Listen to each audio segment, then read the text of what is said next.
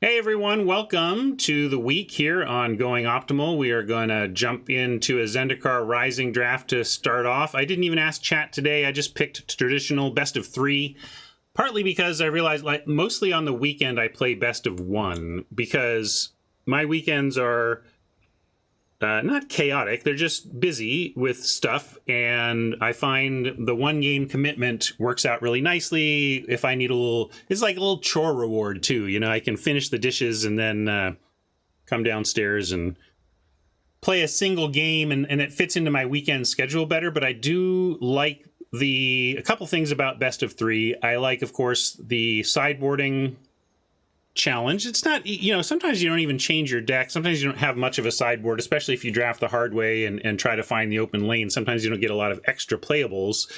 But I do like the sideboarding challenge. I really like that my general skill advantage of being an above 50% player works to my advantage even better in best of three, because I get to leverage that single game win percentage advantage across 3 games. So it's even more likely for a high win percent player to win in a best of 3 than in a best of 1. And finally, that it's not impacted by rank. I can use my skill advantage to its full potential, because I will play against somebody with my same record, but this queue doesn't look at rank. And what that does, in a ranked queue, my high win percent, higher than average win percent, is going to be looked to be paired against other higher than average win percent, bringing us both down more towards 50%. That's the goal of ranked-based matchmaking. And traditional doesn't do that. And it feels more tournament magic-like. This is more like at the very least, like a GP side event, like sitting down and being, all right, rank doesn't matter here. Our historical skill doesn't matter. We are playing this one draft to see how it goes, right?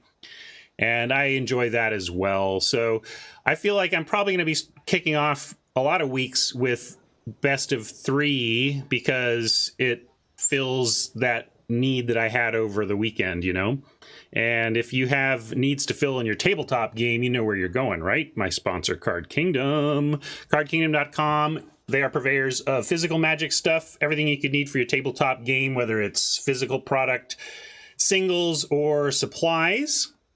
You can get what you need there. Of course, this is a set has just launched territory, rough seas right now. The supply issues early on in a Magic set can be quite pronounced, as supply and demand isn't producing the supply to meet that passionate demand people have for Magic cards early on. So often there's you'll note that everywhere you'll see cards in and out of stock as the market settles down.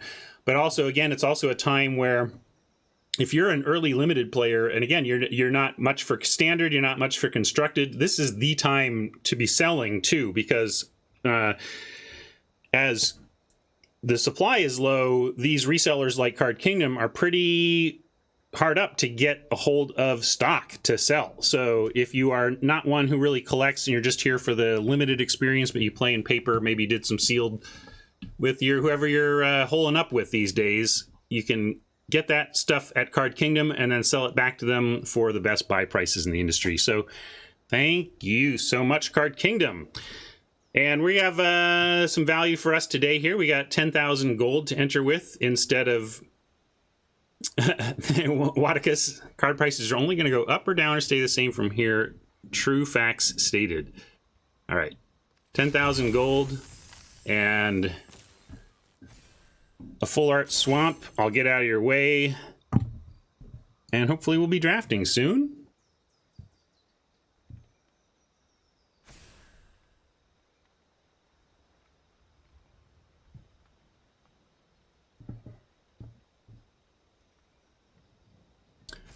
Radiantware, I bet your opponent didn't know Feed the Swarm targeted enchantments, right? I had to read the card to remind myself what you were talking about. I was like, oh yeah, right, that's the one that's weird. I also had I'll show you. Remind me between games at some point, or maybe after this event even. But I did draft like the best deck of the format so far. It was a bot draft, so it doesn't really count in that way, but it certainly showed me the value of certain archetypes. I can maybe see him find a picture of it, show you while we're waiting. Is cube or regular draft the best? Interesting. Cube is the best, but variety is ultimately the best. That's the best is variety, which is one of the amazing aspects of Magic, is that you can always play in a slightly different way if whatever you're doing is getting a little stale. So I think in general, I'm most excited and blown away by the potential of this game when I'm playing Cube. But if I had to only play Cube forever, I would.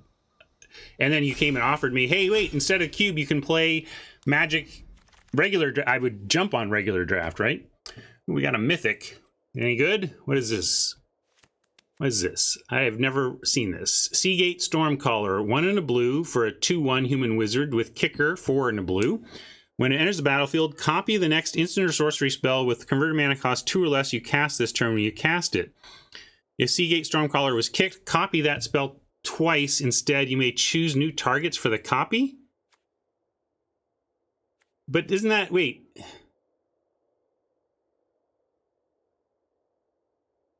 So I need to have 7 mana to kick it and then mana left over to cast it?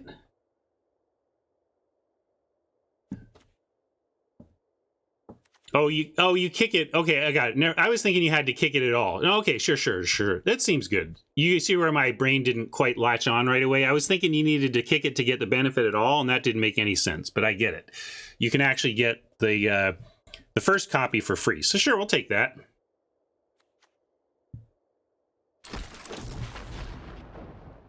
It was tough for me to process there for a second. I love seeing this Rock Slide Sorcerer, and with this rare still here, I guess there's an uncommon missing. It could be Roost or something.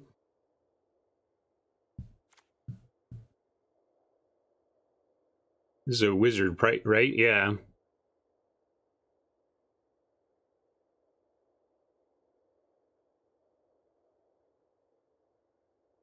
You want Into the Royal? This thing is too powerful. I have a hard time passing a Rock Slide Sorcerer early. Into the Royal is absolutely the second best card in the pack, but this thing takes over games. If we get 2 of these, we can't lose. Yeah, that's true. No modal dual face cards, so that was what was taken. Maybe the green fight one or something like that. Ooh, and then we get Lone Mage's Domination. One thing to note about Lone Mage's Domination, as opposed to something even like Bolas's Clutches or whatever, is that this is a sorcery. I really like these steel creatures that are sorceries because they can't use disenchant effects to get their creature back. I like the Rat Burglar of this set quite a bit. Risen Riptide would go nice with kind of where we're starting. We've got a little kicker going on, but I'm going to take the Domination. Yeah, you can also get it back. It's also triggers things like Rock Slide Sorcerer. So there's just a lot of reasons that Domination is much better as a sorcery than as some steal a creature enchantment. Anyway, we're going to take it. See if we can't play it. Field Research is good card draw, but not something we need to prioritize over 2-drops, I think. My question is, do I want Pack Beast? Oh, sorry. I thought this was... See, I keep doing this. I keep thinking this is the Wizard. I thought that was the 2/1 Wizard. The 2/1 Wizard and this have very similar art and the same casting cost. We're not going to take this. So we can take Pack Beast then. We can take a Party Minotaur. We could take a new color. Yeah, Rabid Bite and Mind Drain even. I would kind of take...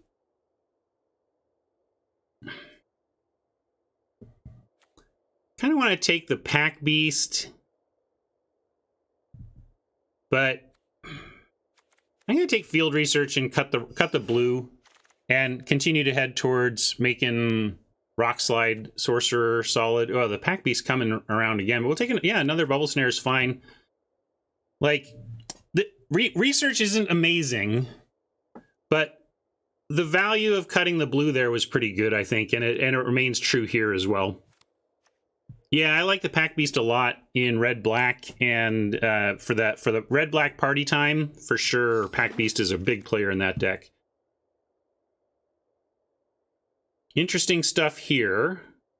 Bayene Vale is the grown-up-ish pick, but I don't love this land as far as these lands go. And meanwhile, Electromancer is kind of doing it, and Diviner is doing the wizard thing. Let's look at Curve as well, because Rockslide Sorcerer is looking at wizards and instant and sorceries, so we really do want to grab wizards. Media loves the Veil. It triggers stuff. These are... I do want my Diviners, but I'm going to be grown up and take the land pick. They are very, very playable. We can take this here. This is a late spoils. We only have the one red card. Is this us getting into blue-white party? Certainly with the hedge, I think, over what, Skulker, Cleric, or, this is kind of a payoff for it, but this is the better payoff anyway. Let's take this. I still haven't resolved one of these. Or did we get to resolve one? I know I've played one, but I don't think we ever resolved it. Well, it's easy to say you can splash the spoils, but that remains to be seen. This is a hard format to splash in if you're not playing green, I have found. Warrior. This is a generically playable warrior as opposed to a must-have other warriors warrior. Yeah, champ is fine, but it's fine in the context of other warriors. Maybe it's supposed to be the pick, but at least I like first Scorch Rider, which at least is fine-ish on its own. Seeing this Scythe Cat here is a bit signally to me. Cascade Seer would be continuing to cut the blue, but I don't think this is an important card to take to cut blue. I don't think anybody is like, oh, this came around 12th, so blue is open. This is just, yeah, this is unlikely to make the deck, but so is a 2-3 that cares a lot about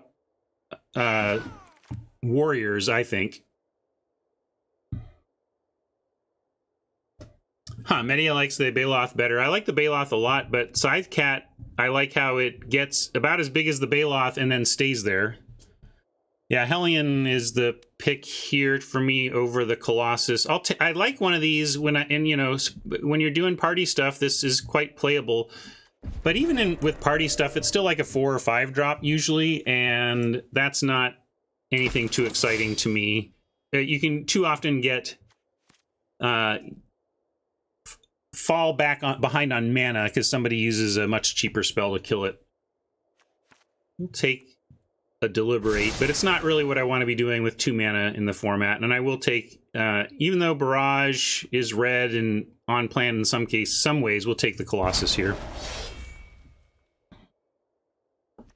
I don't see this as particularly playable. Swarm Shambler is interesting. But we can also just take a second Rockslide Sorcerer. There's a Disruption, which also is kind of in Veil levels to me. But this is a plan. If we get a third, the deck becomes legit nuts. And the only thing we saw in green that even tempted... There was a pack that suddenly had Scythe Cat and the Landfall 4-drop, which are both excellent. So that was a... really a draw. But the second Sorcerer just kind of settles us into... red-blue, in my opinion, and then we see about getting tools to splash spoils, but unlikely. And yeah, in terms of wheels here, Diviner is a realistic wheel hope. My awesome deck that I want to show you had 2 Relic Golems. It was a very tight, kind of topped at 3 rogue deck that was just felt unbeatable, or can't lose. Yeah. Unbeatable for you, if you know what I mean. So, exploration, yeah. Rare, I've lowered this from great to good. It's good, but it's really frustrating that this can never play the lands it finds. Whereas Bubble Snare is really doing what this deck wants to do, except it's also not an instant or sorcery, so it's not like it triggers our sorcerers. Yeah, we could just take the Song Mad. I think this might be better than the Exploration.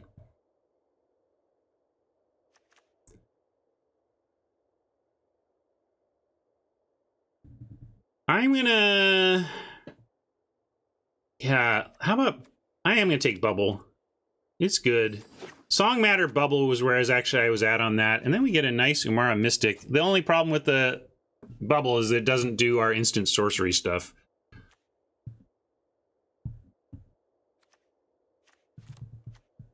Yeah, Song Matter Bubble, and I kind of just mentally defaulted to the removal in the end, but that was a tough pick for me. Would love to get any of the red cards in here back, and this is the kind of deck that would play a Squid. Bubble is definitely better in the kicker deck, you're not wrong, but it's still very powerful. Even like, especially if you end up racing in a deck like this, it can actually be good in a racing situation too. Field Research triggers some stuff, but we can just get Bug Catcher, and it's going to be reliably attacking for 2, 3 plus, you know. It's a warrior itself, and it's surrounded by wizards, so it's largely a 3-2 attacker for 2. And there's a Divination, Spell Shield, Relic Vial, not for us.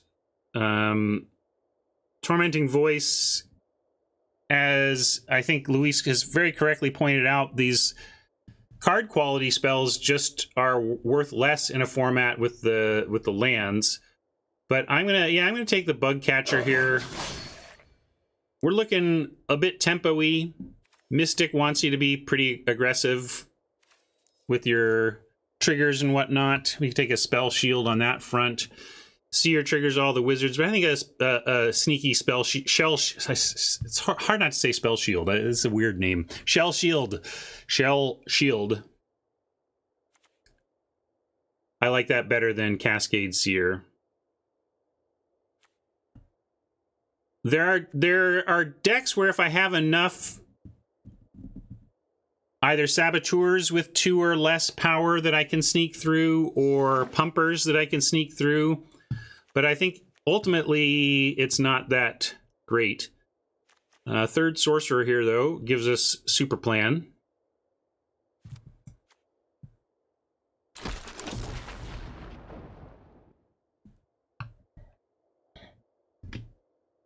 Now, kind of makes me want to take any wizard.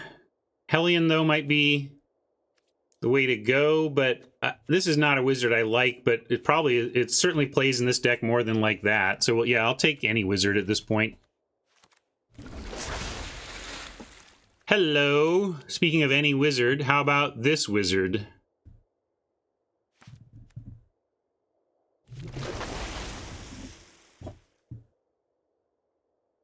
And then a Diviner comes back around. There is the Disruption, but with triple Rockslide Sorcerer, I mean, this is triggered. These are triggered by this too.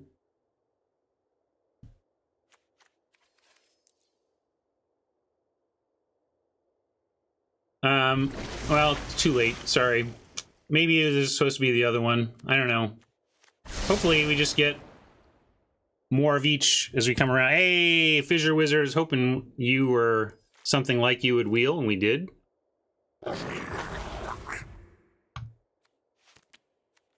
More Shell Shields. I don't know how many of these we play. Somewhat depends on what else we end up with here. Don't think we're actually playing Seagate. Squid could be on plan here. I don't mind it as a 2. Weak looking pack for our colors. Look at this. We're in red, blue, and we open a Deliberate, a Scorch Rider, full stop. This is a... Wow, this is a bad pack.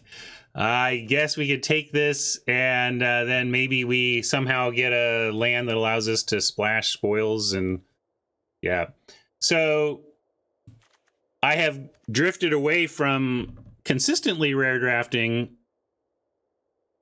on this channel, but I do recommend it for those who are on a gem budget. And in this case, it's just like no brainer. Yeah, this is legit collated. I mean, the goal is to have one every pack should have at least one card of every color. That's the goal, and that had that. I'm gonna take a hazard here. Hey, if we can pick off a Oppo creature, excellent. If not, we got a mountain. That's great. And the hazard, I mean, there's so many targets for it. There's so many 1 toughness creatures in this set. We're probably playing a bunch of them ourselves. There's one. There's one. You know, it just feels like this is going to have targets.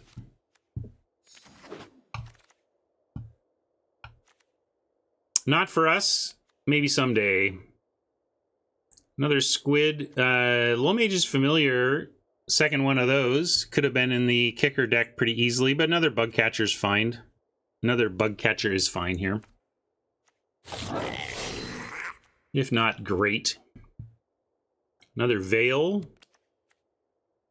There's a Rabid Bite, Hellion that probably wheels, a Cleric I'm hoping to not play because I like to be a little more tempo here if we can. That's where the Veil is nice if we are.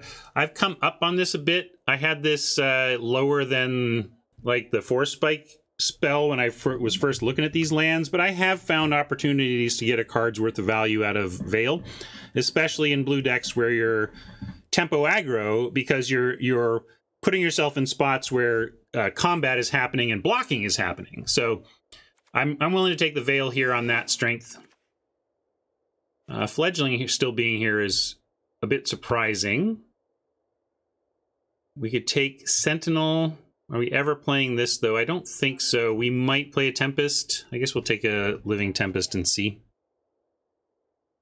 Maybe we take a Sentinel, because this has best of 3 as well, so it's possible Sentinel comes in.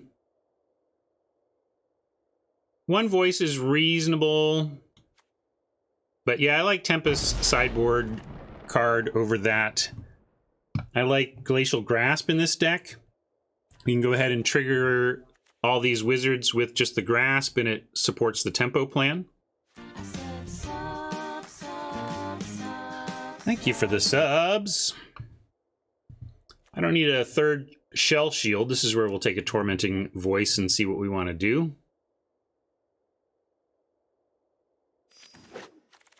Sir Coppelius. Thank you so much. Well, this is tapping another rogue. I don't even think this makes the cut, but neither does Utility Knife. We can bring it for the, you know. Yeah, pack 3 has not been great. Fortunately, the deck seemed pretty almost in the good enough range already. Deliberate, again, not great, but Cleansing Wildfire could help splash. If we get another one of these, I would consider splashing the spoils. There's a Cascade Seer, but I don't think we actually want another one, even though it says Wizard on it. Squidward. Well, I think we got a lot of Deliberates. I'll take a Cleric in case we want to do some sort of thing like that.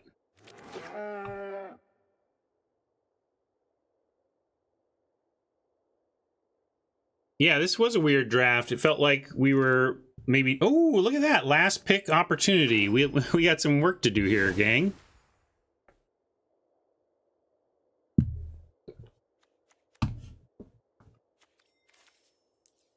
So the greed play that I'm looking at, but probably won't start with, is Spoils of Adventure and 2 Cleansing Wildfires. Cleansing Wildfire is a funny card. It's kind of in here to support red-green landfall more than anything, but it is sneakily one of the ways to splash when you're not in green in this format, because you can target your own land, search for a basic land card, and put it on the battlefield. So you can turn one of our islands or mountains into that plains we need to cast the spoils. And then with 2 wildfires and 1 plains in the deck, you suddenly have 3 sources of white, which is kind of your minimum that you would want to be able to splash something. So if our deck were worse, I think I would look to do that, but I think it's a little too cute for us to do here. I don't think the deck needs Spoils of Adventure to succeed. I think it pulls it away from its heavy wizard plan, and I think we'll be better off in this case with our depth of playables by just forsaking it, but I at least wanted to call out that that is a way to splash around here. Yeah, that is a way to, you can also, if someone plays an extremely powerful land spell as a land early on, you know that they might be doing something with Hellions and whatnot to bounce it back, and you can kill the land before they do. That being said, do we have enough party support? Well, no, and that's also part of it. You don't need much, though. That's where it's like, sure, if you've got full party and this is 2 mana, awesome. But how much are you paying for this and happy? What's the line of, I'm happy to gain 3 life and draw 3 cards at instant speed for N mana? For me, it's really like 5. I mean, 5 would be an uncommon that we talk about whether the format was slow enough for you to do that profitably. But then, so for me, 5 makes it fine. And then 4 or less is like, wow, right? 4 is, this is great. And I don't think this deck would have trouble coming up with 2 party creatures. So I think this could be 4 and therefore great. And also when you're splashing a card like this, you don't need it to be super cheap, because you're ideally casting this as a late game spell after the dust has settled so that you reload and win. But yeah, we can move on. I just wanted to talk about both how to splash with Cleansing Wildfire and what goes into the decision of whether or not you would splash something like Spoils of Adventure. And in this case, deck power is certainly part of it, that I just don't think we need this. I think we can make a very fine deck here out of the parts we have. As always with this format, I like to pull my land spells over to the land slot to start and really get an idea of even how many cuts we're making. I usually do land last in other sets, but in this one I think you need to do it first to understand where you're at. So this is 17, 18, 19. This is 20 sources total. I think we do want to cut. I like to think of the coasts as land and the hazard as a spell. And so thinking of it in terms of, but we can do that and then have, yeah, this looks good to me. 15. This is 18 with a 10-8 split if hazard has to be, oh, sorry, thanks, D. Or anybody else who mentioned it. I'll get you there. Boom.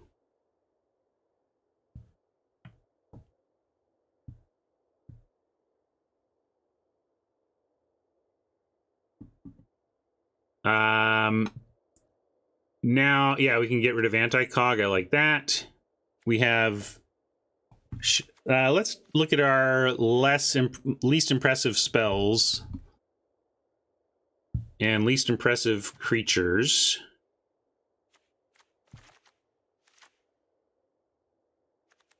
Ooh, this probably got to go. What's our totals to? 14, 13? Good question. Almost feels like voice is better than deliberate. If you got that spare land, it's cleanly better. That's also fair. Tormenting Voice is a much better card to copy with Seagate Stormcaller. I had a hard time parsing this card. It was our pack one, pick one, but I didn't read it right at first and thought it was bad. Then I finally understood the card.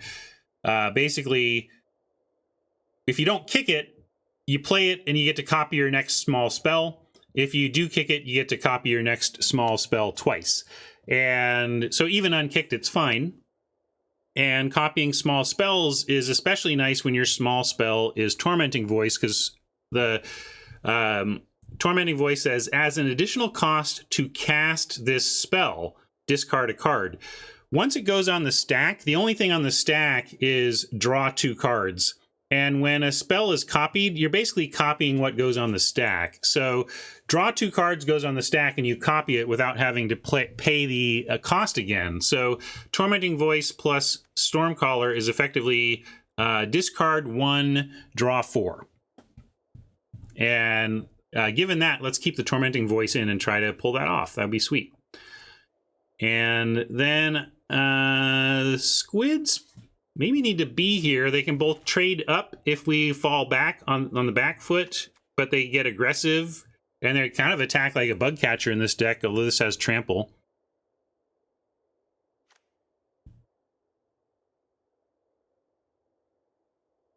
Yeah, let's look at our wizard count. We have 9 wizards, 8 instants, and 3 sorceries. 17, 8, 9, 20 of our cards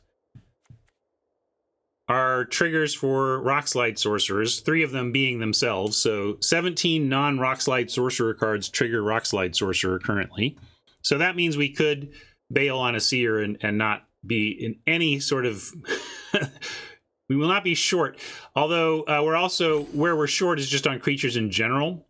And it kind of makes me want to cut a Deliberate and a Shield.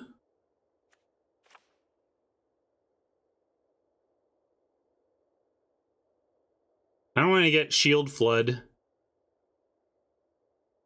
You'd cut a Squid. So then you want to Deliberate back and a Squid gone. I could see a Squid going down. I mean, this is certainly fine to go a little lower because as long as the other things are triggering the stuff we like. Hat's worried about the body count at 13. We have a voice. We have enough deck flow that it plays like more than 13 with Tormenting Voice and 1 Deliberate, or 2 Deliberates if we do it this way, right? And this does get us a creature. Yeah, I think this is fine. I don't want 2, but I'm willing to play 1. Just protecting stuff can be good. If we didn't play this, what would we play? I mean, we could put back in, like, the Squid, you know?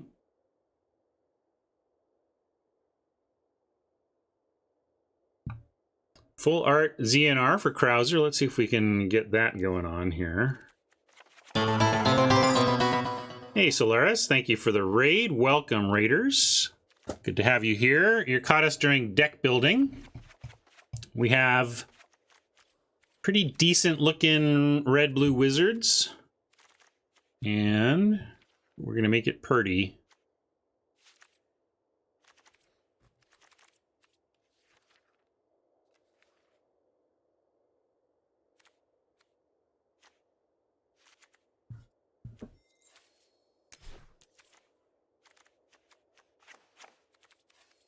All right, how does this look now? We had some... We're trying to figure out our last few slots here. We have 13 creatures plus a domination. But a lot of card flow to find creatures if we're not finding them. Yeah, thank you, David. Raiders, if you're not familiar with me, my name is Ryan Spain. I co-created the Limited Resources podcast with Marshall Sutcliffe before I left that show in 2011 to work at Wizards of the Coast for 7-ish years. I spent time in R&D on Paper Magic and Magic Online, then transitioned to the Arena team. So I spent a lot of time working on this actual product. And now I'm out of Wizards and streaming every weekday morning Pacific.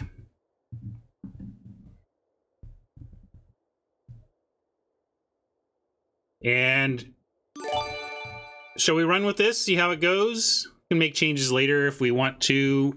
We are calling this, we got 3 Rockslide sorcerers. So I'm going to call this Avalanche. You get enough of these guys together and Rock Slides turn into Avalanche. Thank you for the follows. Awesome of you all.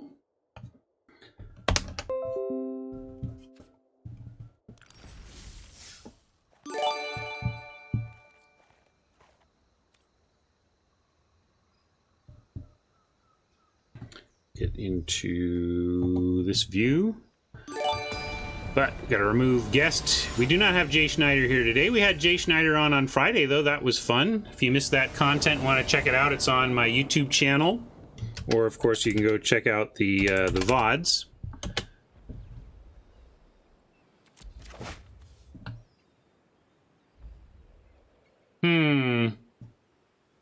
Well, got a lot of mana. I guess we use the Veil for a spell here, but I'm going to keep... A little disappointing that our Seagate Stormcallers are 2 here. And I may try to do something else if we find... I would love to find something else to do beside the collar, but I'm going to keep.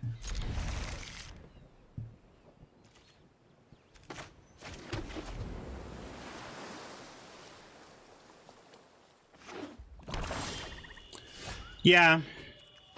This is not what we want to do with our Seagate Stormcaller, but I'm not going to be greedy either. I'm going to get on board. Oh, CBL is off because I did a restart of my computer over the weekend. Let me fix that. Should be on its way here. I got a Mythic. My first play is a Mythic. Their first play is a Rare. I'm not sure what format this is. I feel like if we attack, they are not going to... Oh, it's Math Core. I didn't even realize we're playing against our buddy Math Core. I'm sure Math Core is... properly minimizing and isn't here, but that's funny. So I'll keep it back and maybe at least make MathCore use resources to get through this the Stormcaller. Although that's the thing, it's like, yeah, I'm gonna do that. It's worth 2 damage to me to say you need to spend some of your early mana to get this Intimidator through, and then we can even use the Veil if we want, and then snare it. Yeah, I'm doing it eyes wide open funky because, yes, they can make it a coward, but it takes second turn mana, so I'm trying to slow their development down a little bit. And then we can snare it for 1 mana next if we want, although we actually have the ability to kick. One question is, do we use the Veil to save 3 damage here? I'm going to say no there, and I'm going to try to get combat value out of that later.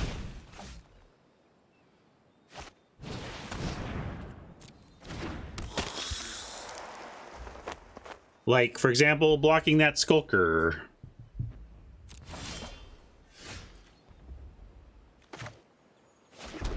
So I'm going to unkick snare the Intimidator and stay back on D. If that holds MathCore back, great. If it causes an attack and we can use the Veil, that's fine too.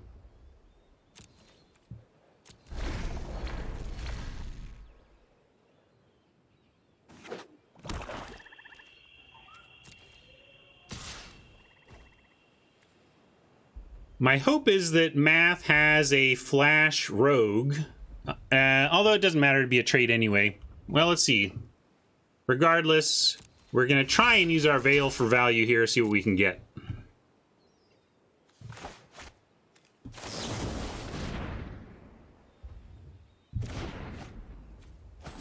And there you go. That's why I've come up on this card a bit. I am finding little windows to actually get a card out of it.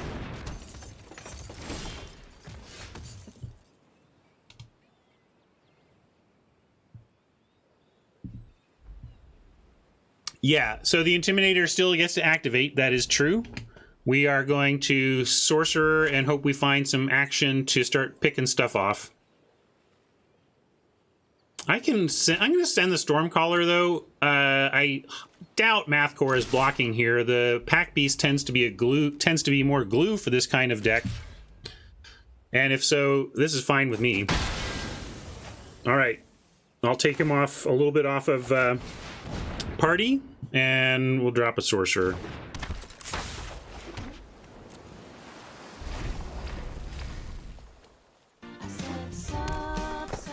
Hey Jinx, thanks for the sub. Solid Mind Drain. Could have been worse though, and now we're on track to, as I say, a lot of our stuff is just going to be live here. Funny, we could actually dominate the Intimidator and take it, but we're going to be patient. This deck in particular, the black-red kind of low-down party deck, has a lot of small creatures I have found. So the Lull Mage ought to be able to get something, and if we find a basic land, we can even get a 3-drop at this point.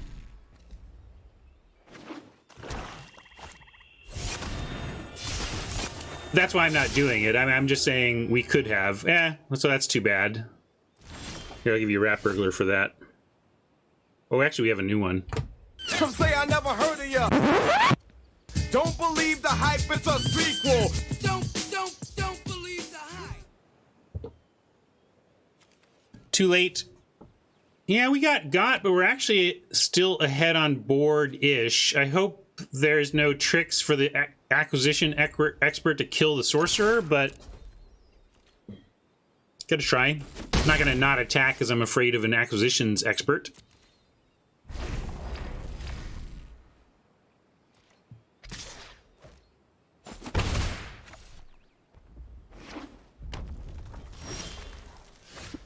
Another Veil.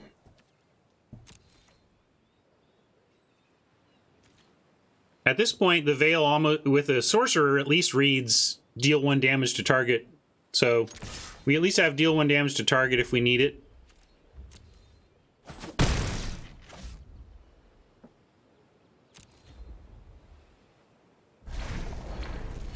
Oh, and Hat, I'm still behind on loading up some new stuff. There's even more stuff that to be done. Okay, so they've got Intimidator.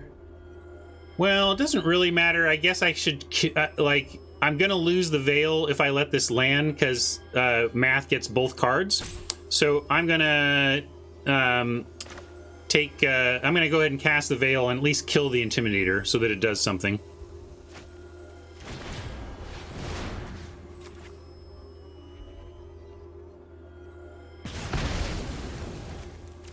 Well, make him pump then. I mean, I don't know. I guess I could have gone to the face with that. Would it have been worth more to bring him to 11? Possibly. It worked. Can't kick this, unfortunately. 1 away. Guess I should have played that. I'm going to still play this. Yeah, we could attack first, but why? What does attacking first do? If I field research and put a point on an expert, if I draw a land and something else, I can kill an expert. Maybe that doesn't matter. But I'm going to definitely draw. The question is, where do I put this point of damage? And I am going to go ahead and try and take a chance on killing one of these experts. Missed. But I'm going to send in Sorcerer anyway.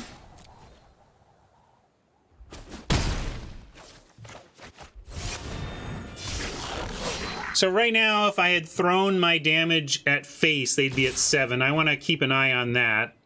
May have erred in not just going straight to face with all this Sorcerer pinging.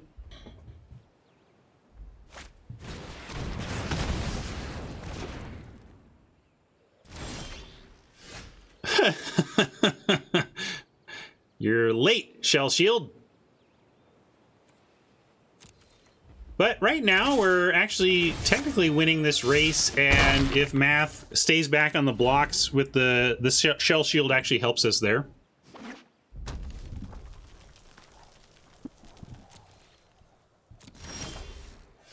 Okay, deliberate. Let's take a peek. Don't mind this as a turn 8 top deck.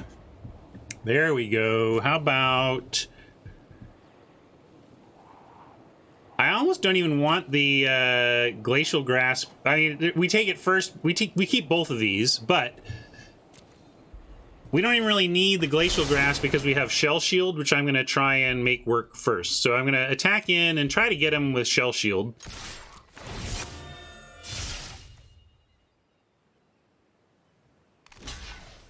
And it just makes it 1-for-1, but it still reduces the number of blockers they have against our inevitable, our slow, steady attack here.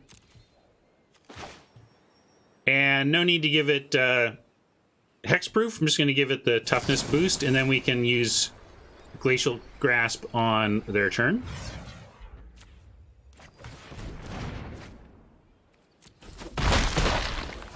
So not amazing. I mean, we used a whole card to get rid of a creature that already got them a card, but at this point, we're not as worried about the nuts and bolts of who's ahead on cards versus just actually trying to do whatever we have with whatever we have to close out the 7.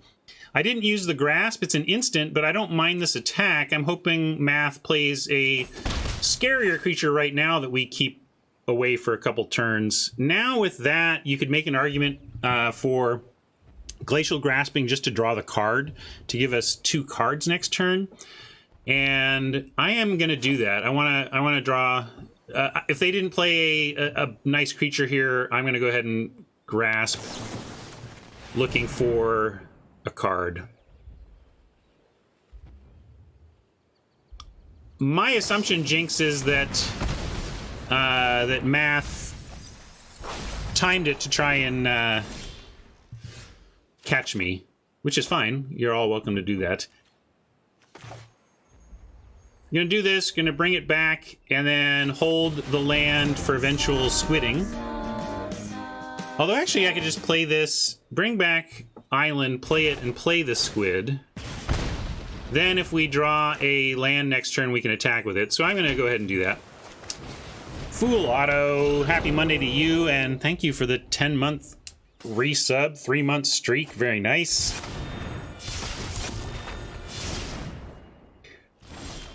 It's negative EV, maybe from a pure win rate percentage, but I get that people enjoy playing me on stream, and it's totally fine. You all can, as long as you, of course, don't ghost, which I don't expect anybody of my viewers would do. So I'm just mentioning it because, but given that, I totally get it that it's fun to play me, and I don't resent it at all or anything.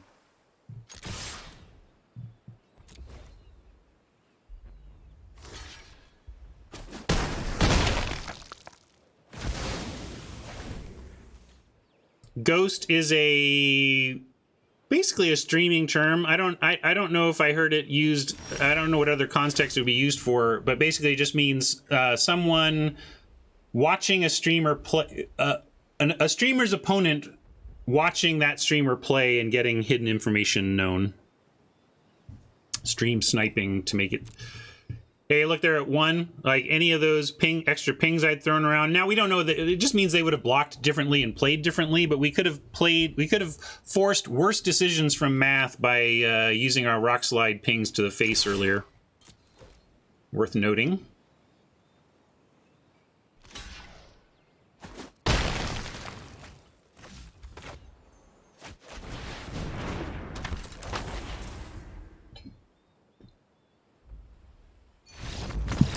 All right, got the game anyway.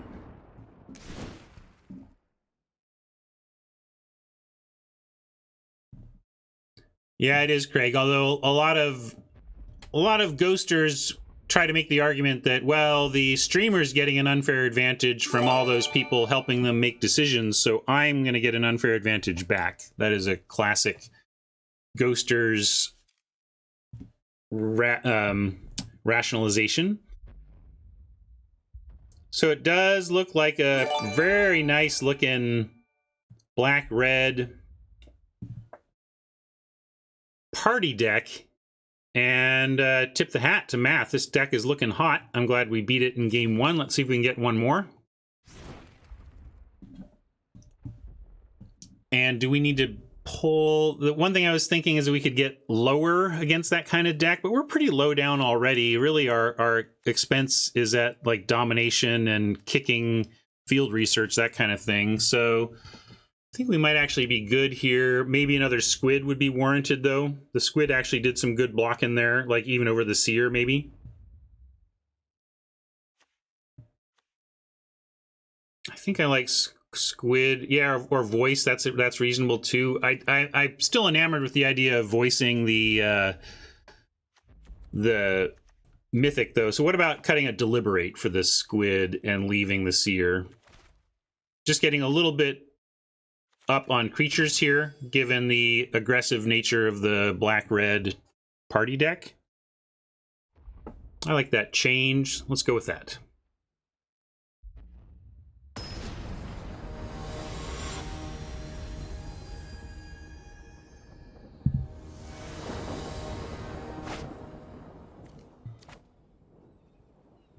Okay, this looks good. We have a squid on 2. We have hazard for any 1 toughness. We saw a couple of those pack beasts, so this can get a pack beast. And Fissure Wizard can ditch another mountain to keep the spells flowing. So this looks like a solid opener.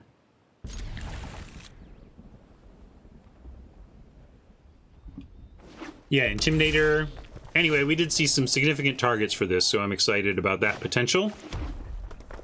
I'm maybe telegraphing you we have it, though, there, which is unfortunate. My viewers tend to be paying attention to that kind of thing. The little pauses in the UI there that in the action that show that it's giving me an option to send 1 damage to Math's face.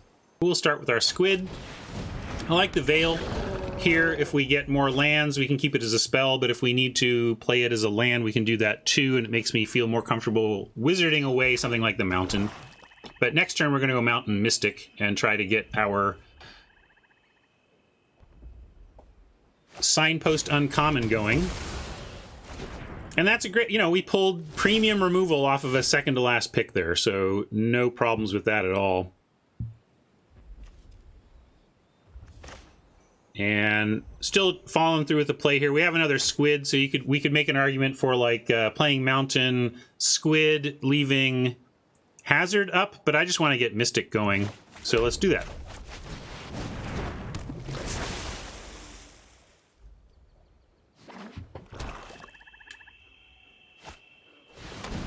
The thing with ghosting within your own community is like you're gonna get either it's going to be obvious that you're doing it, like you just set yourself up having to lie to every, like it's weird. I don't think people will do that around here, around these parts. We gotta show them 2 cards here. It looks like it's gonna be the Veil and the Squid, I think. Although the Squid, because the Wizard does the job of blocking these 2 on the ground, but lets us rummage if we find land or something else we don't want. So I'm gonna give them Veil and Squid and let them choose. It's not like we lose both, they gotta choose one.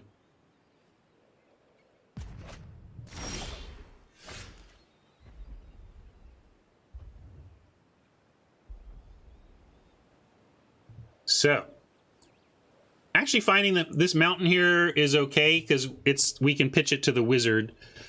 And that's what I'm gonna do. But hold on, I should go Mountain, and then if we find another land that's untapped of any kind, we can at least play the Squid, if we want.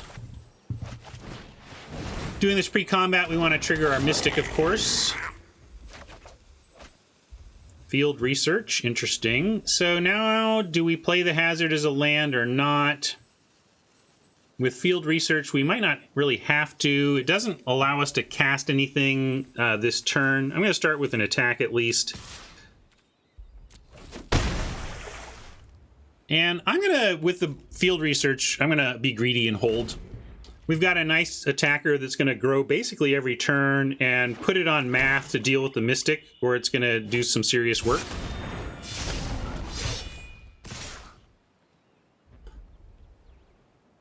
And in this case, yeah, we're going to offer, happily take this trade. This makes me feel like Math is setting up for getting stuff out of the graveyard. This feels like a go ahead and trade off play. I'm going to pull back from the yard, but I still like taking the offer.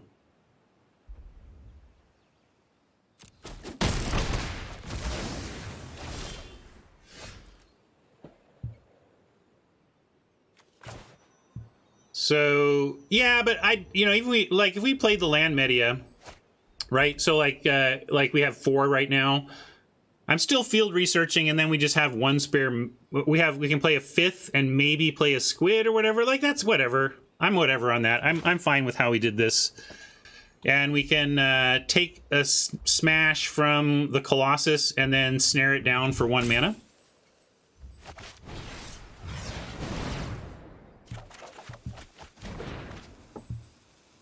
Now I'm going to send in, and again we're put to this test. I'm playing it now though. Now next turn I think there's too much else we might want to do. If we draw an untapped land, we can go Snare or Sorcerer, that kind of thing. So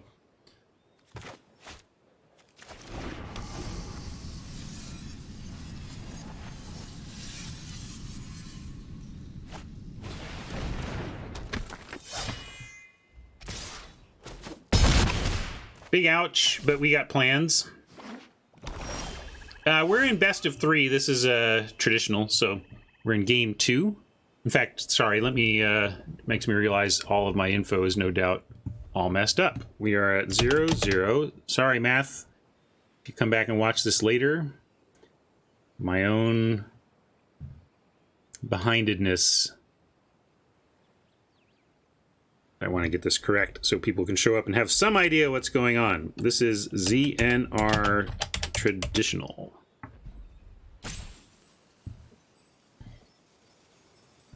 Okie doke. We do have that play. We can sorcerer and snare. I'm going to do that all. I'm going to do the sorcerer part pre so that we get a wizard trigger.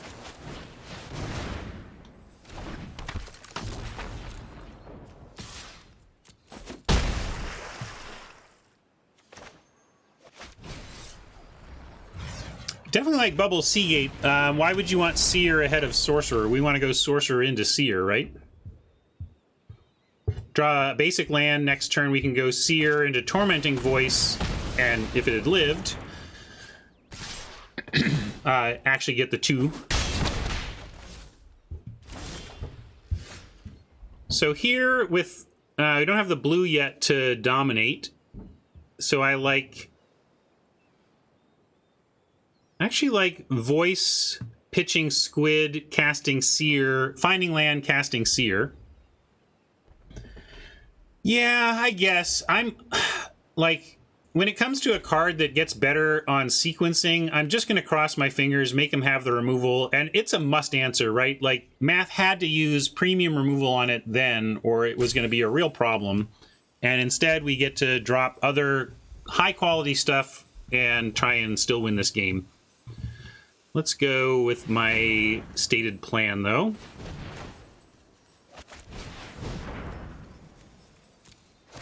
Looking for an island, ideally. There's one. Now we have Seer this turn and Domination next.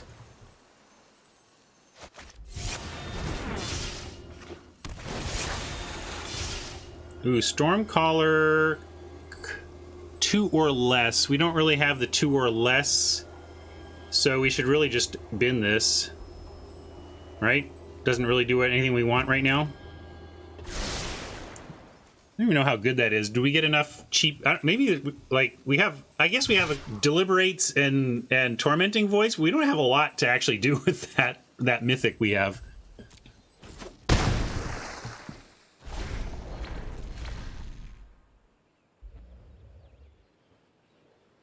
Even a warrior off the top, we're okay, right?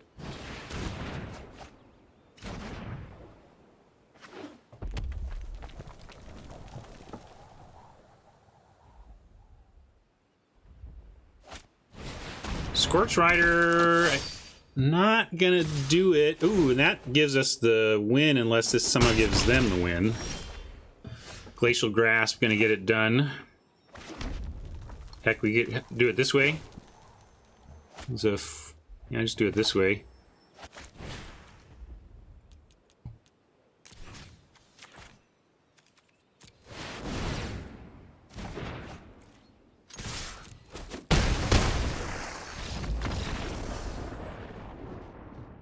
All right.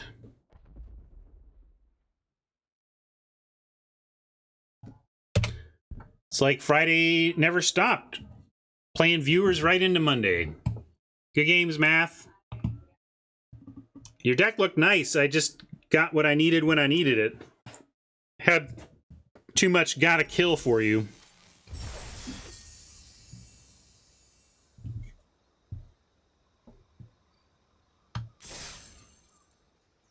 Yeah, that does not look like a deck that wants a ton of land.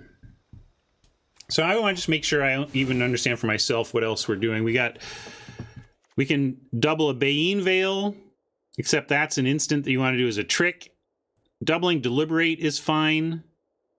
Doubling Tormenting Voice, doubling Spike Field Hazard could be good, but really there's not a ton of things that we're successfully doubling with the Stormcaller. I think we still keep it, because if we double anything, it's going to be worth it, but I do need to acknowledge that this is like very medium here. And possibly, doesn't make it worth... Like, we could add a Cleansing Wildfire, but yeah, it's still 2-1 for 2, right? The floor is fine. The floor is a D, right? Let's be clear. I think a 2-1 for 2 with no text. A 2-1 for 2 vanilla is like a D in most Magic sets, but also depends on the format. You know, some sets just, you need those more than others. So, yeah, relevant types matters too. I'm just saying, it's not that mythic, especially when there's a mythic symbol, you can feel like it's supposed to be your incredible card or whatever, but I just want to call out that it is a medium card for us. Very playable, but very medium.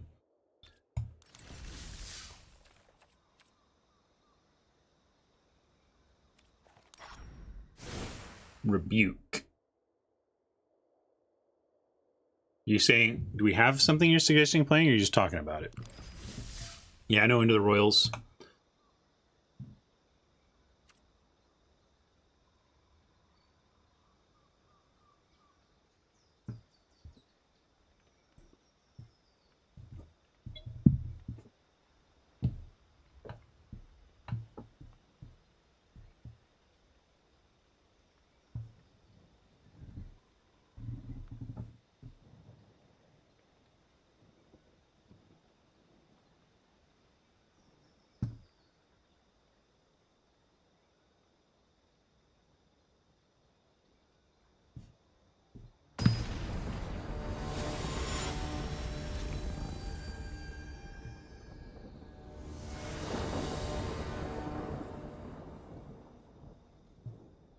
All right, here we go again.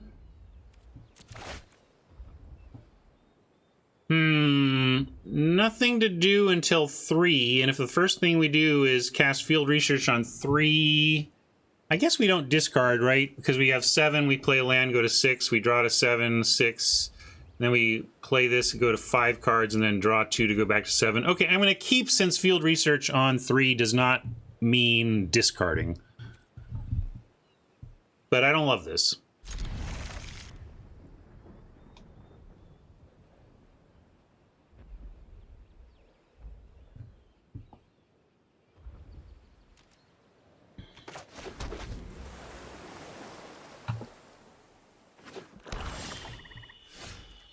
Well, looks like first spell is Field Research on 3, unfortunately. Unless maybe we'll draw a different 3-drop, which would also be fine. No luck.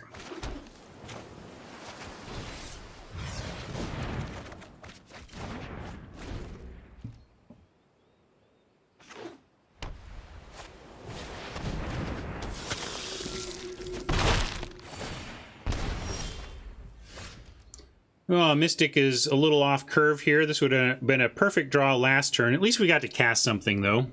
Mystic is a turn late off of ideal draw time, but we'll take it. I like Diviner here, and seeing if Oppo has kill or wants to send in. We could... Yeah, Mystic would just die. Mystic doesn't do much. Trouble here is that if they have removal for Diviner, we don't get the card draw, but we still trade 1 for 1 for removal, and that's fine. And then we get to drop Mystic, holding up Veil. There you go. I expected a black deck to have removal, that's the thing. But yeah, next turn we get Mystic and Veil up, which should be nice. And there's the Stormcaller that could let us double the Veil, but... yeah, alright. We're gonna do that. Maybe we'll get more value out of the Veil.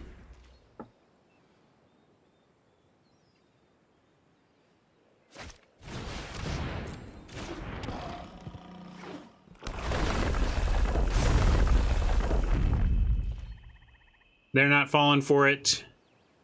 I'm inclined to just keep it up. Tormenting Voice is nice here. We're a little flooded, and this will unlock that flood a bit. I like... oh, there we go. Oh, we can do it. Hey, we have our trick. Sweet. So let's... and they look to be out, so we go Stormcaller first. It's our trick.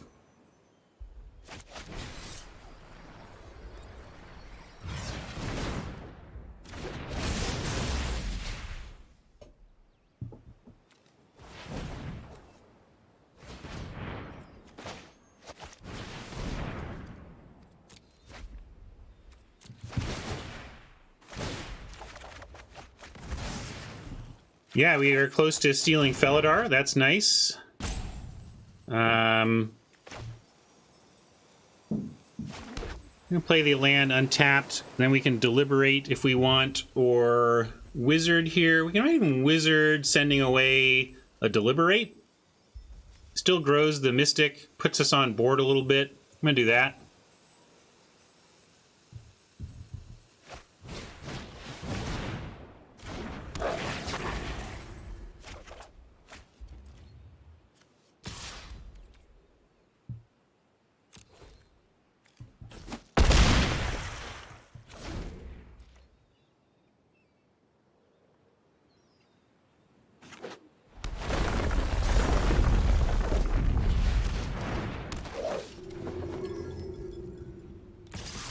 That's a nice card. I'm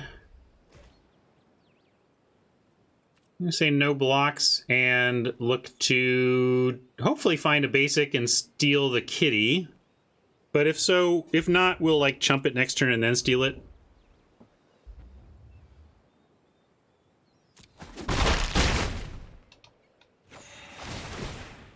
Because we can play the Veil tapped if we have to. So we didn't find it naturally. I'm not going to steal the Gloom Hunter. Maybe it's what we need to steal is the attended healer. But I think we win in the air eventually if we can just manage the ground, and then the Felidar helps us do that. So here we have we can do a 3-spell turn, potentially of Deliberate, Bug Catcher, and then have Veil up. I think I like that. I'm going to start with Deliberate, looking for a 7th land for next turn. Ooh, Bubble Snare is good too, though. I think we want to get the Bubble Snare next turn. Oh, we could snare the Felidar and then steal the healer. That's interesting too. Definitely want that land, though. I'm going to do this and take the land, and then we'll see what we want to do with that snare. Yeah, I could just do Seer as well, but now we know what's coming a little bit. I'm going to go Bug Catcher.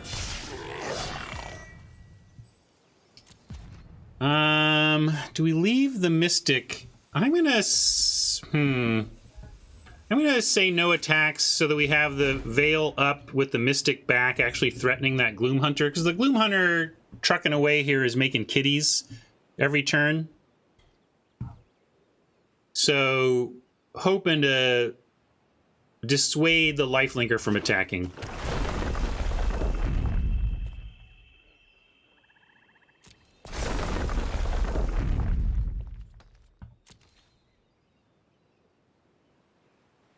And really, if we steal Felidar, we are in decent shape. So let's chump here and then steal Felidar and be in pretty nice shape next turn. Chumping with this wizard. This doesn't really matter which of these wizards. They're very samey now that they're on the battlefield. Well, right now, Mystic is doing the job. Looks like they're out of tricks currently. We knew the Bubble Snare was coming, but we're doing this right now.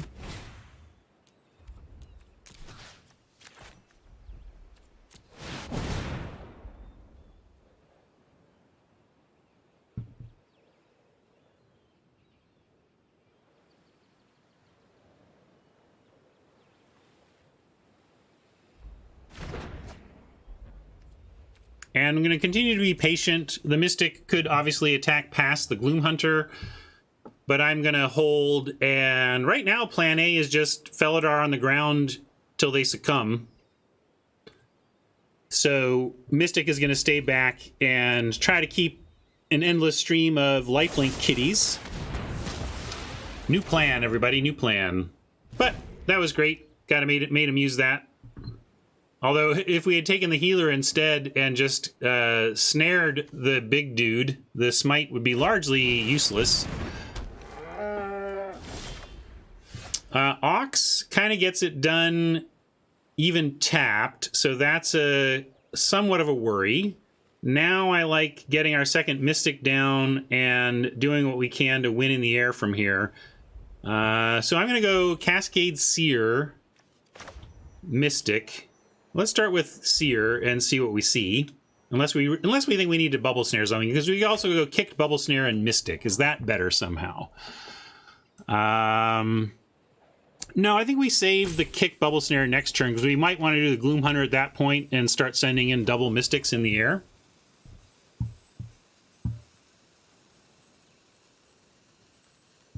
You want Mystic Catcher hold up Veil. That's interesting. Jinx wants to hold up the Veil a lot. I don't know if that... I guess with us at 7, we might be able to trick him into a big attack. So we can certainly do this to trigger the Mystic at least first, and then send in with that. Because now we have the other Mystic back. Ox could make it so that this Mystic can't block, and they get a Gloom Hunter through or whatever, but that's why we're going to hold up the Veil as Jinx suggested.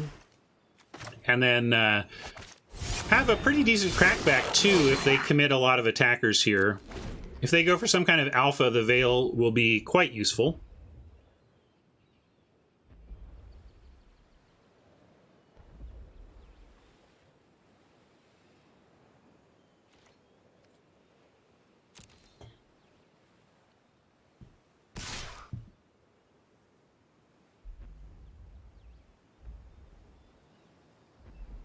If they send in the Ox, I'm willing to shrink it and throw everything on the ground on it.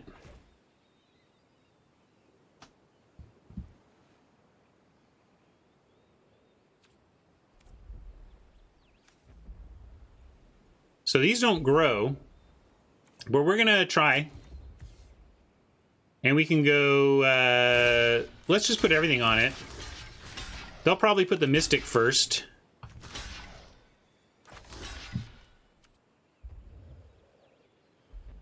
And then this looks like we're just trying to put enough on to kill it, and they'll probably put the Mystic first. There's some risk here, of course. We could lose our Mystic if they've got something else on top of the Ox attack.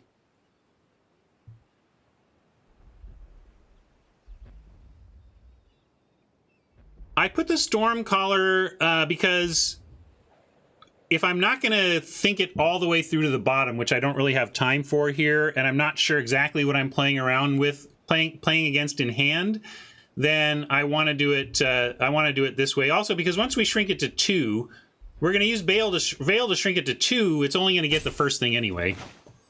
Yeah, Subtle Strike could make it worse or whatever, but this should be enough to get it dead and keep our stuff alive.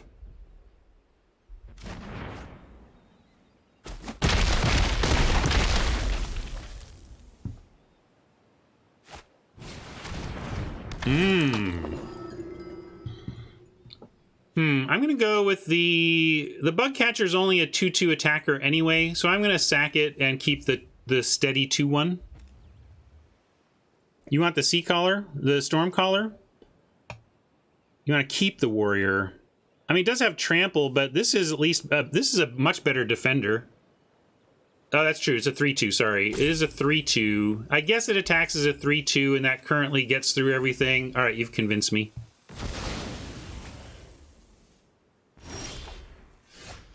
Hazard is nice here. Where do you like it? I kind of like it on the Gloom Hunter. Just get this out of the way and start getting in the air, and then we can deal with the ground however we want, really.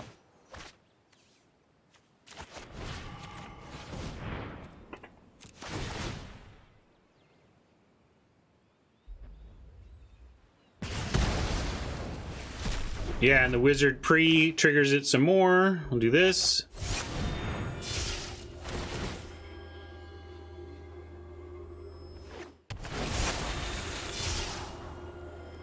Go away.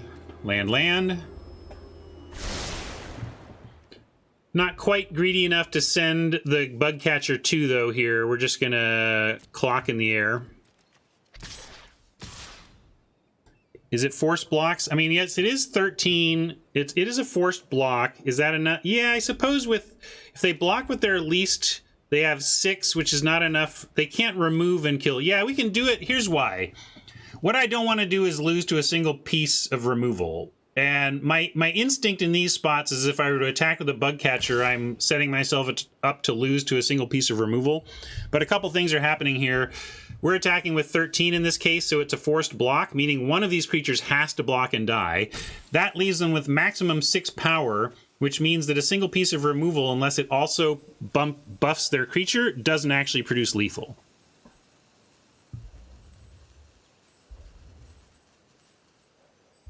Make a cat this turn with the lifelink ability. Okay, that's fair. So Buck is pushing back and saying they can still do that. So maybe we do need to keep the catcher back. If my whole reasoning was that we're not dead to a single piece of removal, then we should back off because Buck, I don't know how you want you to pronounce your name, but Buck there figured out that it is not that we would be dead to a single removal. So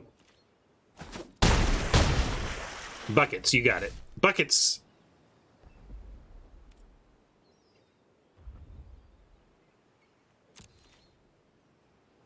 As if it's as easy as reading the cards. Like I just read the cards and figure it out or something. This is a cleric. So they can set up getting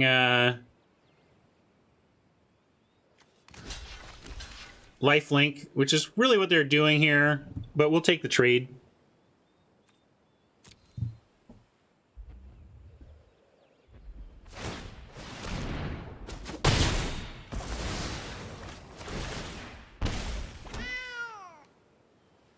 Any wizard, that's a bad draw for us, but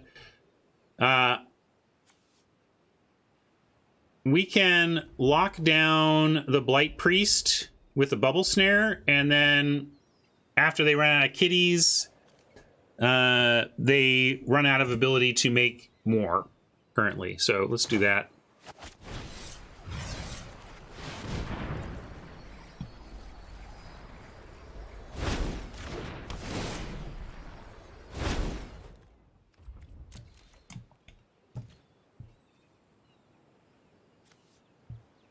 Yeah, right now, no cleric to target effectively. Do we send all? I don't think we lose to top decks unless they're like that, yeah, the land drainer or whatever. I want to attack at least one in the air, but we can leave one back, I think this is a reasonable attack. Yeah, exactly. You want to keep potential lethal next turn. We're threatening lethal now. And of course, any instant sorcery or wizard, of which we have a bazillion, ought to end the game. We also have a bazillion land to draw, though, so if we rip another basic, it's just like magic being magic.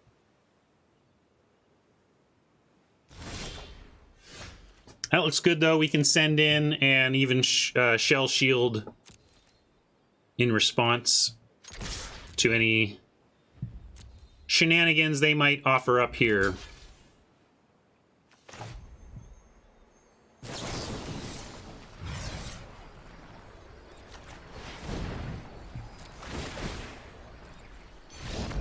All right.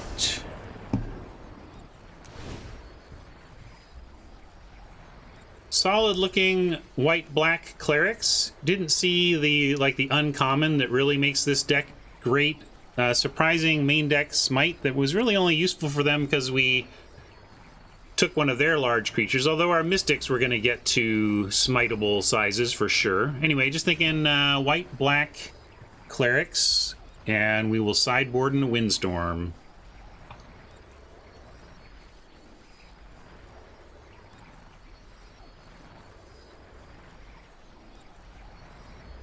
I like running it back here, I think. Didn't see anything making me want to pull anything from the board. We've brought in the squid before when we felt like we needed ground defense earlier. but I do like having the double deliberate and tormenting voice so that we have something reasonable to try and double with the Seagate Stormcaller. So I'm going to run this back.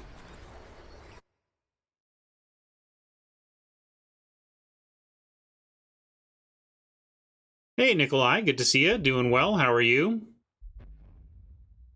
When's the finals? Nikolai made it to the finals in the event that I 1-2'd and missed the cut.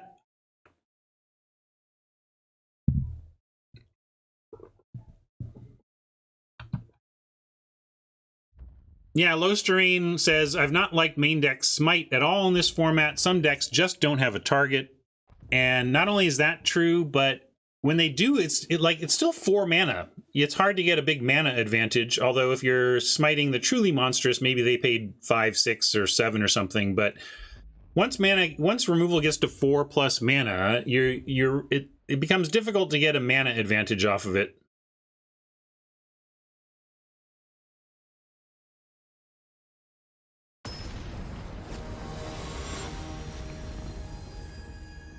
Oh, nice. You made it to the finals against Newmont? Nice. I missed it, but congrats on the nice run.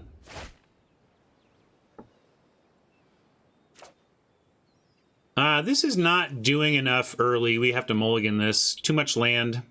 I mean, Bane Veil is technically a spell we could play early, but not with enough impact to make this a keep.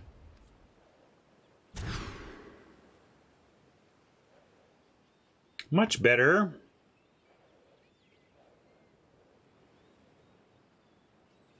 I wonder if Seagate Stormcaller is our worst card here. Maybe it's the Bug Catcher. We're keeping and got to pitch one of these 2-drops. What's our worst 2-drop here?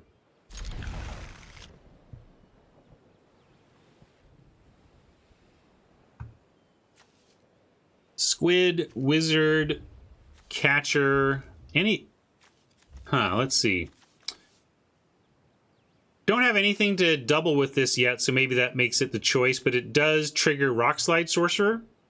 So that's an argument there. But we have the types for this. This is pretty aggro though. I'm gonna ditch the Stormcaller because of lack of current targets. Without targets, this is just a 2/1, so let's ditch it. Squid is arguable, but I like it as aggro here. Heck, it'll probably be our first play.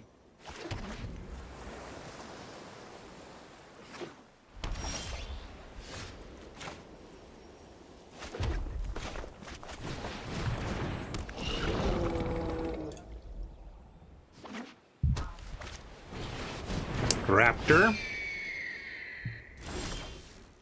Another Sorcerer, that's going to be fine. Coming up here, we get... I'm going to go Bug Catcher right now. I don't know what I want to rummage, and I'd rather save this till post-Sorcerers anyway.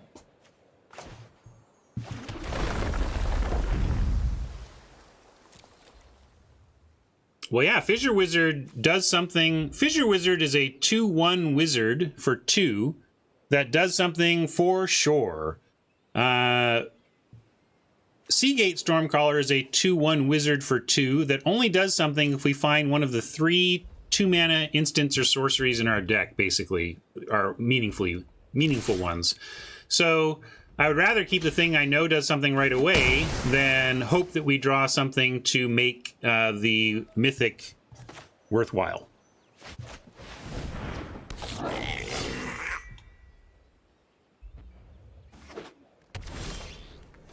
Of course, there we go. Now, knowing that we're going to draw the Deliberate, if I could do it over, I'd take back our Wizard and double the Deliberate, but you see my reasons now. And next turn's going to be nice. Like, we still have a nice sequencing coming up here with Rock Slide into double activation.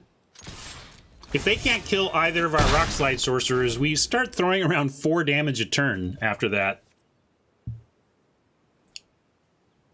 And divided how we wish. All right. Oppo looks, maybe they were color screwed and just didn't want to deal with that. They had no idea.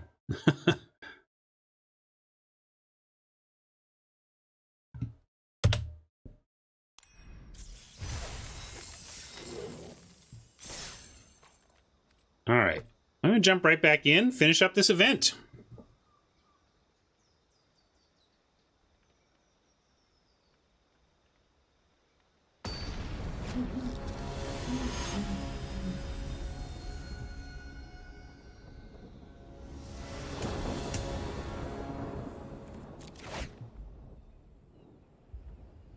I like it.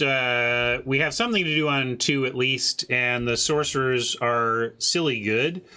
The Veil, not great, but triggers both of the sorcerers, and we have 3 of our 4 lands needed to get to the sorcerer, so I'm going to be greedy and open on Mountain Island, and knowing that we have Deliberate to find our next needed land.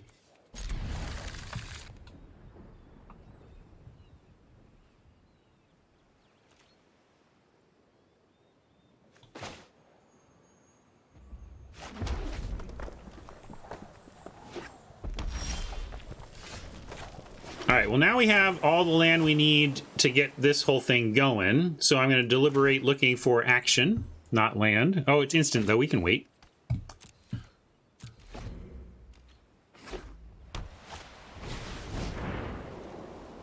Well, that thing's got to die. What can we find for it? Ooh, I'm going to keep the Mystic, but bin the Catcher. I think we'll go Mystic, Sorcerer, and then we can just maybe even race that fledgling.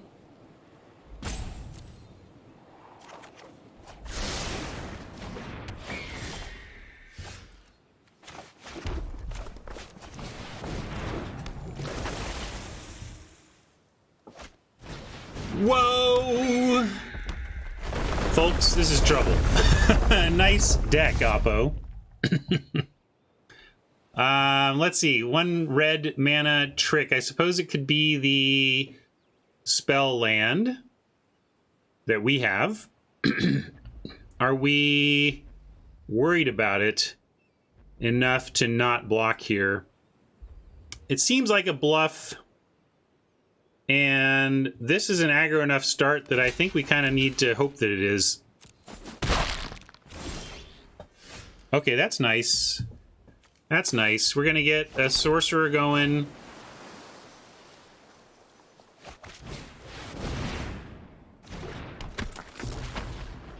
And we're trying to do some racing here, but it's going to be tough. This is a heck of a start from Oppo. Heck of a start.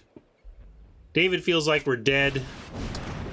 Glacial Grasp actually gives us a nice chance, as does the Veil, as does Oppo's complete lack of a 4th land. Woo! So, now I want to go... Geez. I think we start with Wizard looking for a basic. And then if we find it, we can Grasp. If not, we Veil to kill one of them. And we can make another Sorcerer, too. You just want to do another Sorcerer? And if they hit a land, we still get to get one of them, right? Interesting choice. Kill one now or go for the second Sorcerer. Interesting choice.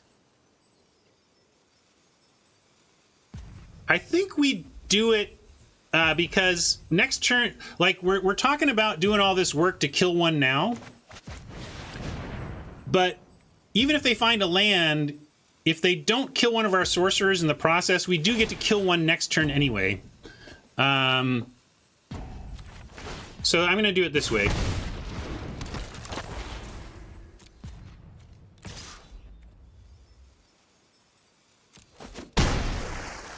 And I can even play this land, and that sets us up a guaranteed Grasp Wizard.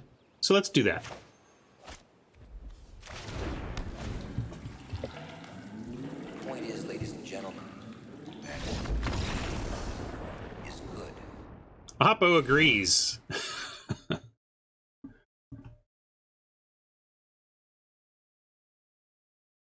That's an audio meme, not a visual. I have a video version of that, but I haven't installed it yet.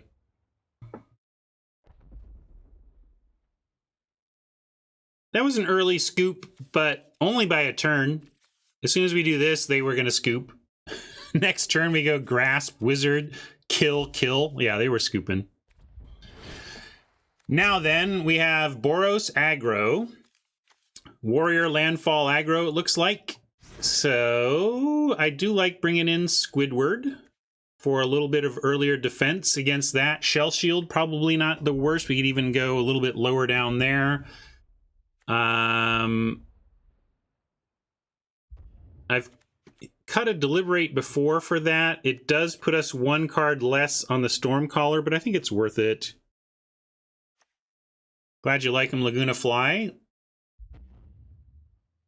The idea of doing them started from me, but basically all of the work on the actual memes themselves are from my son and my awesome viewers. So thanks to everybody who's contributed meme work. Appreciate it. Now, back to that. Any other... I do like that swap. Could even maybe argue for a Chill Depths against a deck like this, but if they're fledgling over our heads, maybe we just run this. Yeah, I'm just going to run this.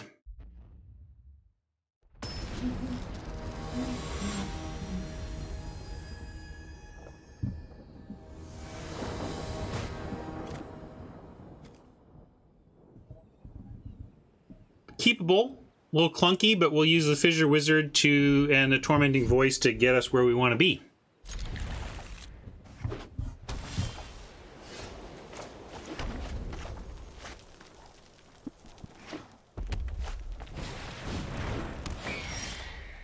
There is that again.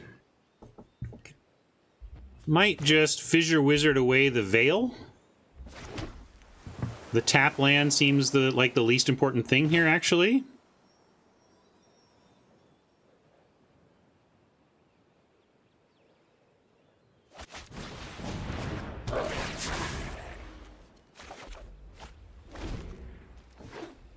I like having the voice around because it continues to kind of fix this hand up. Seer's not a great card, you know, we might want to pitch that.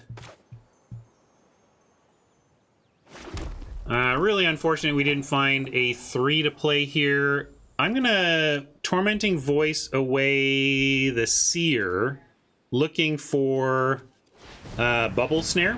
And if we find Bubble, we can go ahead and bubble the Fledgling. Domination could be discarded too, that's fair. Maybe I'm being greedy with that. I feel like in the long game we get there, but maybe we don't have it. That's fair. Let's be grown-ups about the Domination. Domination is an answer for the bird 2 islands from now, and I think it's a good point that we don't necessarily have that time. Thank you, Colin. It's 19 months. Wow, they gave us the bird. Wow. Was that an accidental snap attack?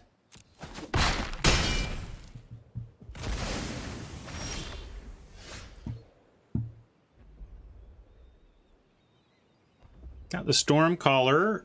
Too bad, we already sent away our voice. Here, I like Cascade Seer over the Sorcerer because we actually want to try and block, which could have been their plan, as much as we're thinking maybe that was an attack all thing, but they may have literally said, I'm giving up the Fledgling to get in 8 or get in 4 because I've got removal in hand, so if they try and play a creature on defense, I crack them for another 8. So this might not work on that axis, but we're at least going to drop the thing we would most like to trade off for one of these champs. And do we want a 6th land or more action? I think we want more action. Cross fingers that a Seer can trade off here. I'm not holding out hope, but it's... looks like it hopefully trades for something. Champion is the dream, but trade for something, please. Okay. Because now we can go Hellion, have a 4/5. And that's quite a body in this situation. And I am not going to bounce the land back. We don't need 2 points of damage. And 6 mana next turn could produce Sorcerer into Stormcaller, which produces a point of damage that potentially matters.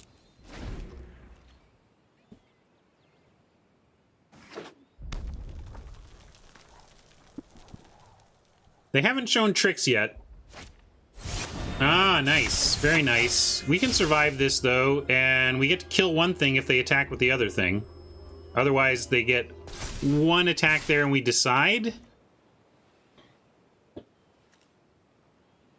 I think we make this trade, too. I think we just keep trading off. And next turn we can potentially play Diviner Stormcaller and draw off the Diviner. It's funny, the Sorcerer's not being super powerful here. We could also take 5 and presume that this is going to start to actually be able to defend this board. I'm going to take 5. I think the 4/5 starts to dominate, and I think the Outrider made it good for one turn. And if they don't have more Outrider type stuff, the Hellion starts to hold everything back. So I'm going to take 5 and try to keep the Hellion. Hat doesn't like taking 5. I mean, that was tough. I didn't love it myself. But we do get Diviner Stormcaller here, or Sorcerer Stormcaller, but the Stormcaller doesn't deal damage to anything. And we get 2 bodies on board, and the Diviner becomes one that trades for a card. So I'm going to do that.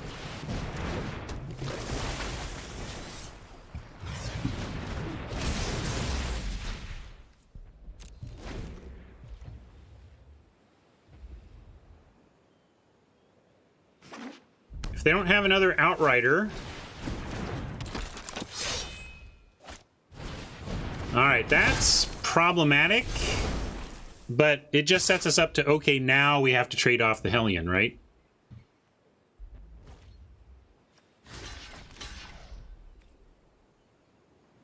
No real choice there. Veil is nice. We're going to play the Sorcerer and have Veil ready.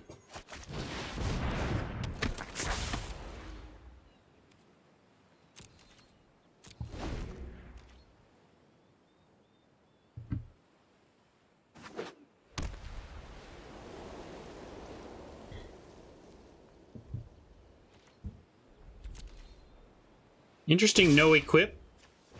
What do you think that means?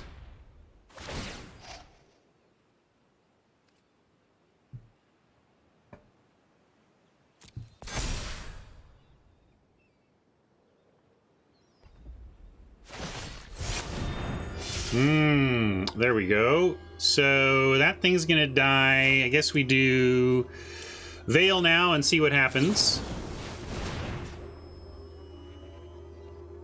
Do we need to throw this on, like we can put it here and then Stormcaller blocks there.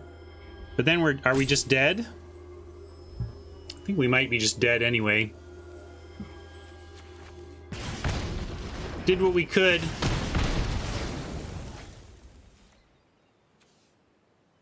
Oh yeah, the Veil keeps us alive. All right, not dead.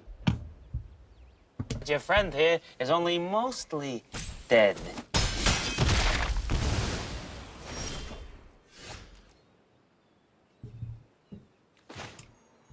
Well, unfortunately, we are in a chump situation now, but if they don't add a warrior to the board, we can at least kill one and draw a card. Yeah, we're going to chump and draw and trade.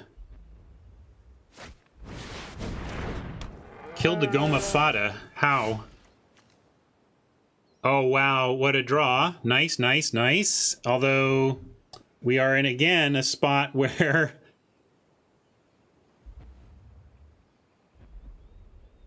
Oh, I see what you're saying. I like... This thing was going to get bigger. I don't know. I had to make a call. It's possible the Goma Fata was the right choice. At least we get to kill it now with Rockslide, Sorcerer, and Diviner. And I'm going to wait at least till their turn so we can see where they want to throw that axe. Can't kill the ox anyway. But if we get a chance to kill the ox, we should. So that's why we're giving this a chance.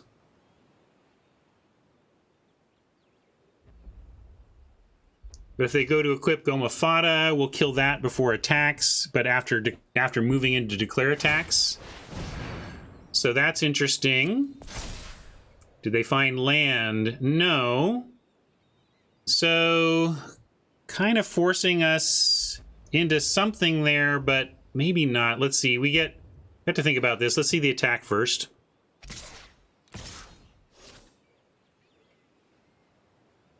I think this is what Magic does, but certainly a lot of tension late in games in this format because partly I think because of kicker.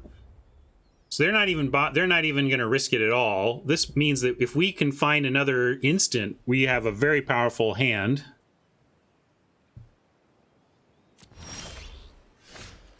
Or we could find a land and be supremely disappointed. I think Oppo is waiting until they find a land to try and finish this off that way, which makes sense.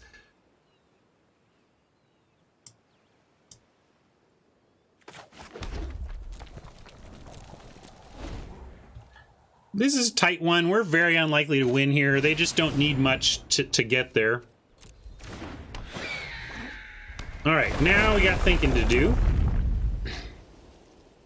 They're going to tap that, of course, and this can't attack this turn, so as much as I'd like to kill it, it doesn't really matter. We still need to kill the Goma Fata. I think we're dead, yep. But they played tentatively enough that let's make him do it. See, there you go, there you go. This isn't completely... Yeah, we are dead. Yeah, never mind. They're going to attack with everything. We're just straight dead.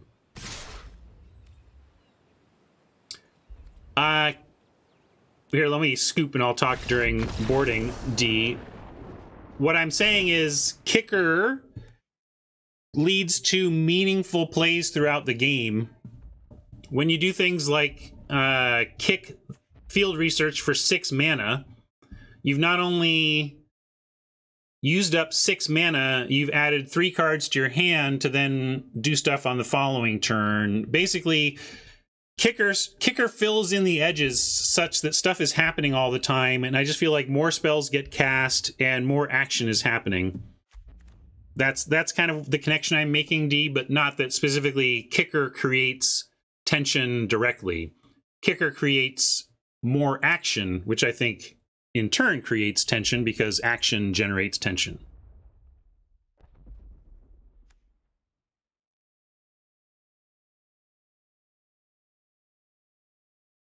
I don't know. I think it's all a good example. My whole point about kicker is that it really starts to chew up that extra mana that tends to exist in limited Magic and does it in a very game positive way. I'll run back though with those changes. We've gone to a full count. Final game in the event here. Are we going to 3-0 or 2-1?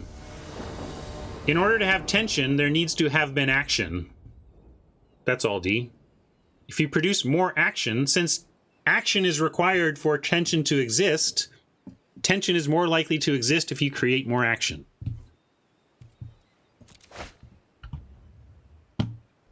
Solid keep. If we can find some land, this will be great. We want to go Catcher into Mystic into Tempo, Tempo, Tempo.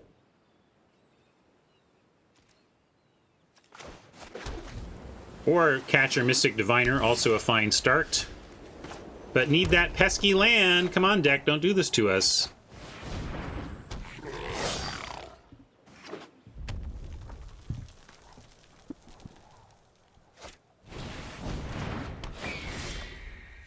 At least we got a snare for that, if not the land we need to actually function. Frustrating, but we got some time. Trouble is now, next turn, it's like even if we find land, I'm going to snare.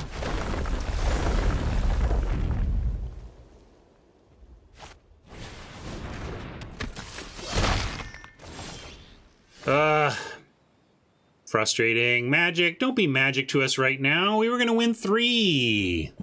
Bummer. Like, we are immediately... Oppo is now the way favorite. Just immediately.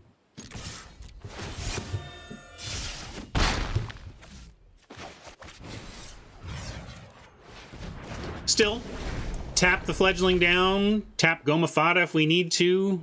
The frustrating part is, again, if we find the land we want, we're still only one spelling next turn.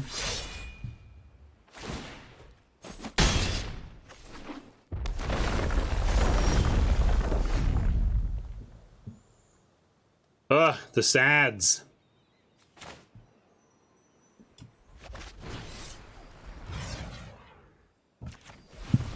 Where are we going? To Neverland. Neverland. Neverland. Neverland. Neverland. Oh, but Neverland.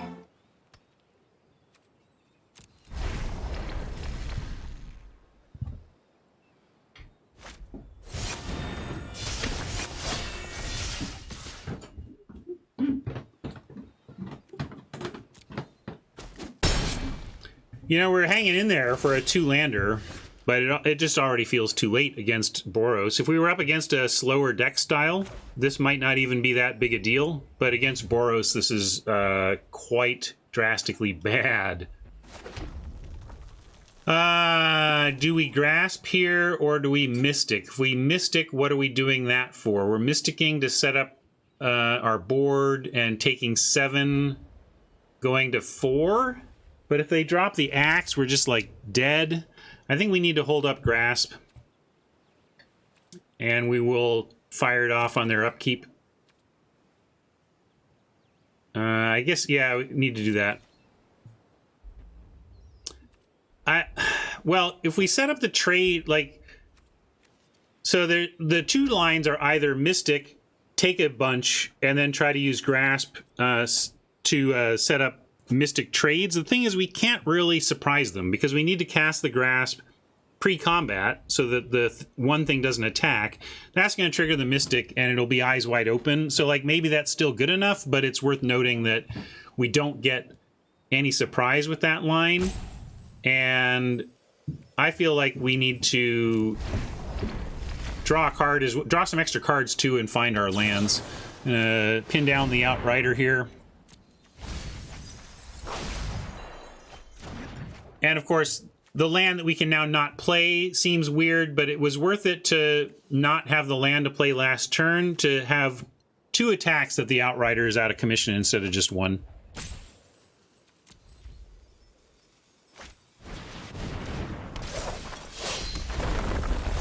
Oppo got all the goods in their warrior deck. Never really had the archetype before. Seems good, I just have not been there for it, you know what I mean? Do we have any Pereire? Well, this is tapped down. We got a lot of stuff tapped down. This is tapped down for 1 more turn. We're not dead. We're just mostly dead. So then we can go... I guess we go Sorcerer. I guess we go Diviner, no value. At least it threatens the War Leader. And double block threatens the Voyager. But with the Tormenting Voice, I don't like our chances here. In my heart, somehow this is still going to win us the game. But that's what I was afraid of, really.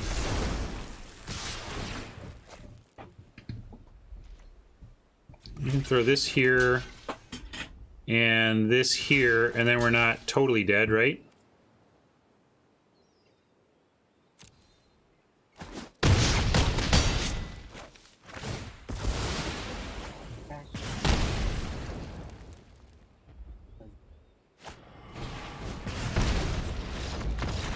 Nice deck, Oppo. I would have liked a chance with some land there, though.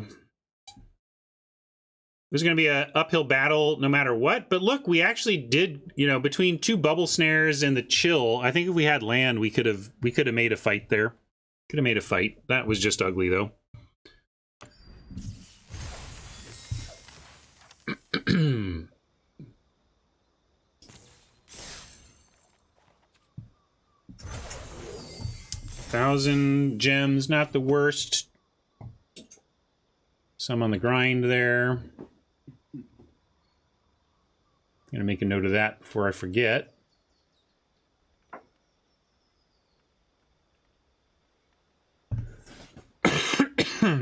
What's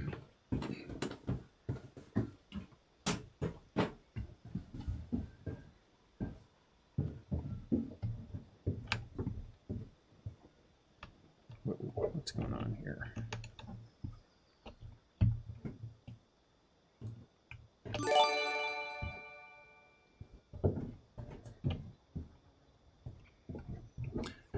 Thanks for hanging out, everybody. Give me 1 second here. I'm going to update my spreadsheet.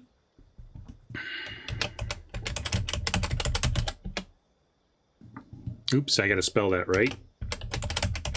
Fat-fingered. What do you consider good in draft at which win? Well, I mean, Cardinator, the best of 3 is tough because you only see profit at 3 wins, but it's silly to suggest that that's the only thing that can be considered good. So I'll take my occasional 2-1, but you're looking for averages, not naming a single result that is the line.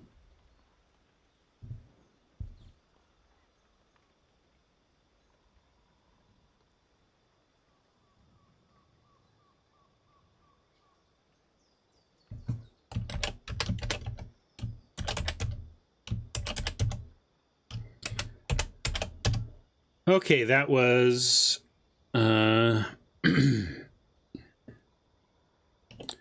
red. We went 2-1. Wah wah.